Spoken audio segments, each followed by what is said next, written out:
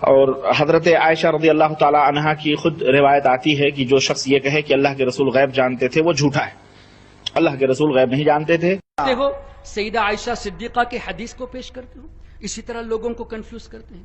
سیدہ عائشہ صدیقہ رضی اللہ تعالی عنہا نے فرمایا کہ نبی کریم صلی اللہ علیہ وسلم کے بارے میں کوئی یہ کہے کہ اللہ نے ان کو علم غیب دیا، ان کا یہ کہنا تو وہ جھوٹ باندھا۔ کسی نے یہ کہا کہ اللہ کو اللہ کے حبیب نے دیکھا، اس نے جھوٹ باندھا۔ اس حدیث کو پیش کر کے ہم سے یہ کہنا چاہتے ہیں کہ سیدہ عائشہ صدیقہ نے فرمایا نبی کو علم غیب نہیں، نبی نے اللہ کو نہیں دیکھا۔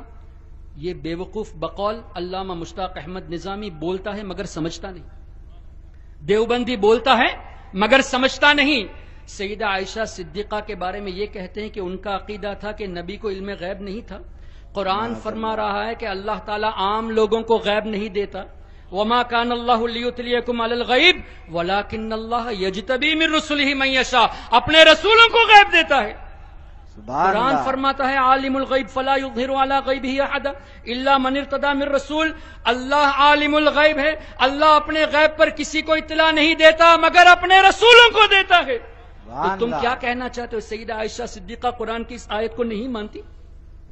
تم اگر یہ کہتے ہو کہ کسی نے یہ کہا کہ اللہ کے نبی غیب جانتے ہیں تو اس نے جھوٹ باندھا، تو تمہارا یہ کہنا ہے کہ سیدہ عائشہ قرآن پہ عمل نہیں کرتی، قرآن کی آیت پہ ان کا ایمان نہیں ہے؟ معاذ اللہ رب العالمین، یہ کیسے ممکن ہے؟ ام المؤمنین جنہوں نے سرکار سے یہ سوال کیا کہ یا رسول اللہ کیا کسی آپ کے امتی کی اتنی نیکیاں ہیں جتنے آسمان میں تارے ہیں؟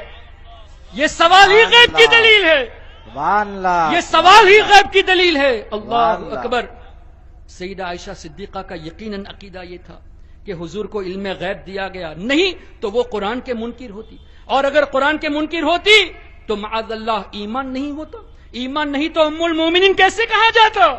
ان کو ام المؤمنین بھی کہتے ہو، نبی کی زوجہ محترمہ بھی کہتے ہو، اور یہ بھی کہتے ہو کہ وہ قرآن کا انکار کرتی ہیں۔ سنی علماء کے پاس آؤ، اس کا جواب ملے گا۔ سبحان اللہ۔ سیدہ عائشہ صدیقہ نے ضرور یہ کہا، جس نے یہ کہا کہ نبی کو علم غیب ہے اس نے جھوٹ بولا، ضرور یہ کہا، لیکن ان کا کہنا یہ تھا کہ ذاتی طور سے کوئی اللہ کے سوا غیب مانے تو وہ جھوٹا ہے۔